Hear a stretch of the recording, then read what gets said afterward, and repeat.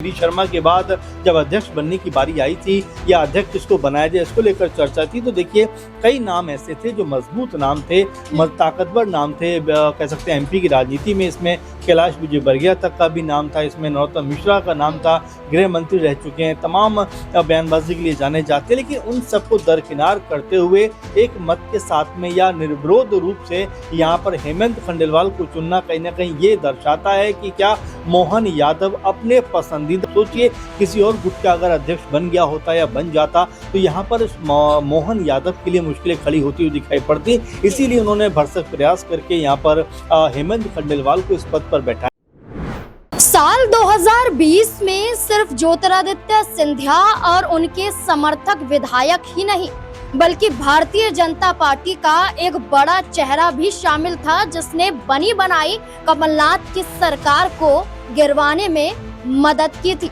और ये चेहरा कोई और नहीं बल्कि मध्य प्रदेश भाजपा के मौजूदा प्रदेश अध्यक्ष हेमंत खंडेलवाल का है। आज हेमंत खंडेलवाल को प्रदेश अध्यक्ष की कमान सौंप तो दी जाती है, लेकिन अब उनके ही पद पर एक बड़ा खतरा मंडरा रहा है जब से भारतीय जनता पार्टी के दिग्गज चेहरों को नकारा गया है। जब से लिस्ट में जिन नामों की चर्चा थी उन नामों को हटाया गया है।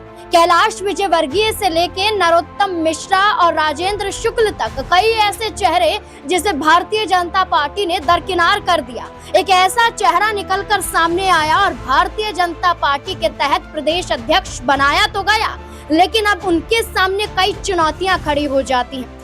जातीय समीकरण के आधार पर भारतीय जनता पार्टी ने पिछड़े वर्गों को साधने के लिए हर पद पर हर एक चेहरे को बिठा दिया। मुख्यमंत्री मोहन सिंह यादव खुद यहाँ एक यादव समुदाय से होने के नाते, पिछड़े वर्ग से होने के नाते मुख्यमंत्री तो बने, लेकिन कुर्सी संभालते हुए सिर्फ ना के बराबर ही नजर आ रहे हैं। और बार बार मध्य प्रदेश की जनता शिवराज सिंह चौहान को याद करती है, लेकिन क्या हेमंत खंडेलवाल को चुनना और मोहन यादव का करीबी बताना, क्या यही एक बड़ी वजह है कि भारतीय जनता पार्टी में एक बड़ी फूट पड़ती हुई नजर आ सकती है?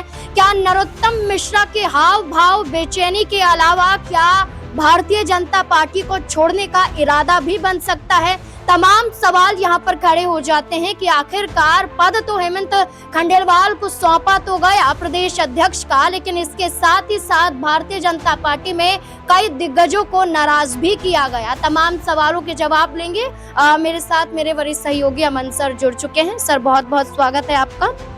सर, ज्योतिरादित्य सिंधिया, उनके विधायकों की चर्चा हुई कि सरकार उन्होंने गिराई थी कमलनाथ की, लेकिन हेमंत खंडेलवाल भी बड़ी भूमिका निभाते हुए नजर आए थे। संगठन चुनाव प्रभारी थे, उस दौरान उन्होंने सिंधिया के साथ मिलकर पूरी रणनीति बनाई थी और बंद कमरे में चर्चा हुई थी। क्या लगता है इसी आधार पर उन्हें ये पद सौंपा गया, क्योंकि मोहन यादव के भी बेहद करीबी माने जा रहे हैं? जाहिर बात है। और देखिए बड़े नेता हैं, इसमें कोई दो राय की बात नहीं। अगर उनका पॉलिटिकल करियर देखें, 2008 में वो पहली बार सांसद बनते हैं अपने पिता के निधन के बाद। उसके बाद 2 बार विधायक रह चुके हैं, 18 में चुनाव हार भी चुके हैं। लेकिन उन सब के बावजूद भी अगर उनको इतने महत्वपूर्ण पद पर बैठाया गया है तो जाहिर बात है कि जो ऑपरेशन लोटस की लगातार बात होती है कि जब बीजेपी ने कह सकते हैं कि कांग्रेस सरकार गिरा दी थी और वहाँ पर तमाम विधायक सिंधिया के एक तरीके से जो समर्थक विधायक थे वो सब बीजेपी में शामिल हो जाते हैं। और इसमें भी बड़ी भूमिका हेमंत खंडेलवाल की नज़र उस समय आई थी। उन्होंने तमाम तरह की तरकीब लगाकर, तमाम तरह की बातचीत कर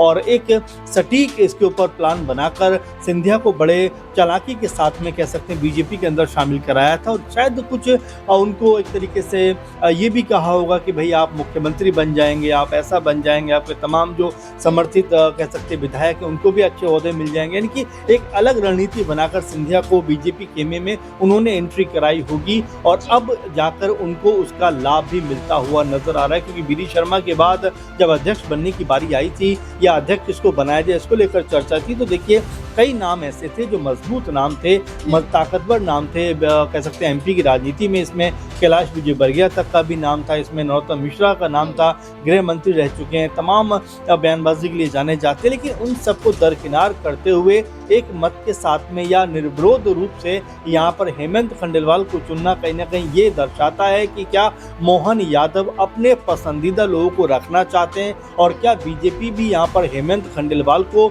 उन्होंने जिस तरह से बीजेपी बीजेपी की सरकार बनवाई थी उसका यहाँ पर इनाम देना चाहते थे। तो कई तरह की बातें इसको लेकर आ रही, लेकिन हाँ ये जरूर दिलचस्प होगा देखना नाज़मीन की जिस तरह से वो अध्यक्ष तो बने हैं, लेकिन यहाँ से क्या बीजेपी को आगे लेके जाने की जो एक कह सकते हैं भूमिका है उस पर वो खरा उतर पाएंगे। क्योंकि अभी से अगर देखें तो कई जो बड़े नेता हैं, हालांकि उन्होंने मंच पे कह सकते हैं या फिर जो आम मीडिया से बात करते हुए कह सकते हैं उन्होंने अपनी खुशी तो जाहिर की है, लेकिन क्या ये खुशी आने वाले दिनों तक कायम रहेगी? क्योंकि ये कहा जा रहा है कि मोहन यादव के करीब होने का मतलब ये है कि मोहन यादव अपने तरीके से बीजेपी को आगे लेकर जाना चाहते हैं। इसमें कैलाश विजयवर्गीय की बहुत ज्यादा जो इंटरफेरेंस नहीं होगा। जहां कैलाश विजयवर्गीय का जिक्र करें, केंद्रीय गृह मंत्री अमित शाह से ही नहीं बल्कि उन्होंने मध्य प्रदेश के पूर्व मुख्यमंत्री शिवराज सिंह चौहान से भी अध्यक्ष पद चुने जाने से पहले मुलाकात की थी, 1 से 2 दिन पहले ही। और इस मुलाकात में माना गया था कि प्रदेश अध्यक्ष पद को लेकर ही चर्चा हुई थी। तो शिवराज सिंह चौहान को जरिया कैलाश विजयवर्गीय ने बनाया, लेकिन शिवराज सिंह चौहान के जरिए भी वो पद उन्हें नहीं मिल पाया। तो क्या अब यहाँ पर माना जाए कि मध्य प्रदेश में मोहन सिंह यादव के करीबियों को चुना तो जा रहा है, लेकिन क्या शिवराज सिंह चौहान के जरिए लोगों को नकारना क्या बीजेपी के लिए नुकसान भरा साबित होगा? बिल्कुल, और कोई भी मुख्यमंत्री होता है, मजबूत पद पर बैठा होता है नाज़मीन, वो ये चाहता है कि भाई उसके करीबी लोग जो हैं वो महत्वपूर्ण पदों पर बैठते हुए दिखाई पड़े ताकि उनका काम करना आसान हो सके। अब सोचिए किसी और गुट का अगर अध्यक्ष बन गया होता या बन जाता तो यहाँ पर मोहन यादव के लिए मुश्किलें खड़ी होती हुई दिखाई पड़ती। इसीलिए उन्होंने भरसक प्रयास करके यहाँ पर हेमंत खंडेलवाल को इस पद पर बैठाया है। लेकिन देखिए बड़ी बात यहाँ पर ये हो जाती है कि अगर मध्य प्रदेश राजनीति को देखें जहाँ पर कई दिग्गज बीजेपी की नजर आते हैं, जिसमें कैलाश विजयवर्गीय बड़ा नाम है, जिसमें बी.डी. शर्मा बड़ा नाम है, जिसमें अगर हम देखें नरोत्तम मिश्रा बड़ा नाम है, यानी कि एक के बाद एक कई धुरंधर यहाँ पर दिखाई पड़ते हैं। सिंधिया और शिवराज का जिक्र भी हम इसमें कर सकते हैं। तो ये बड़ा मुश्किल होगा मोहन यादव को भी साधना की, जिस तरह से उनकी सरकार चलाने की जो तरीका है उसके ऊपर सवाल उठ रहे हैं। क्या वो पार्टी को भी अब उसी तरीके से लेके आगे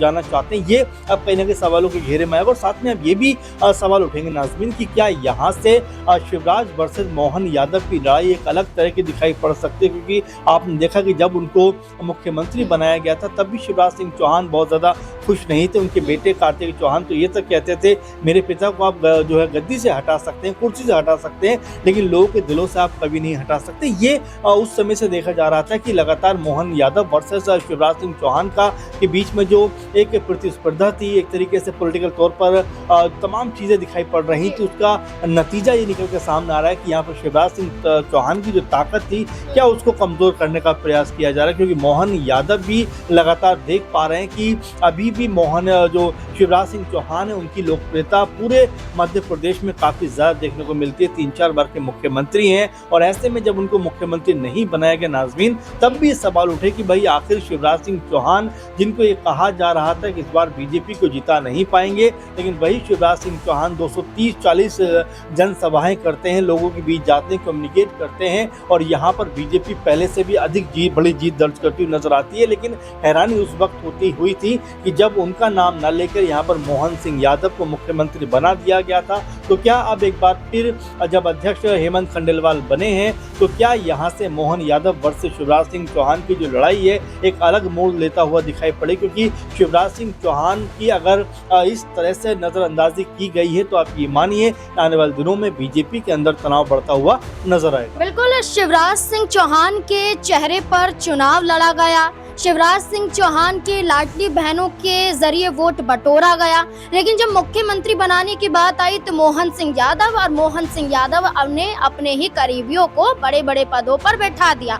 तो क्या अब यही वजह भारतीय जनता पार्टी में फूट का कारण बनेगी? कैलाश विजयवर्गीय, नरोत्तम मिश्रा को दरकिनार किया गया, लेकिन क्या अब ये भारतीय जनता पार्टी को ही दरकिनार करते हुए नजर आएंगे? क्या लगता है? इस पूरे मुद्दे को लेकर अपनी राय कमेंट सेक्शन में जरूर दें। धन्यवाद।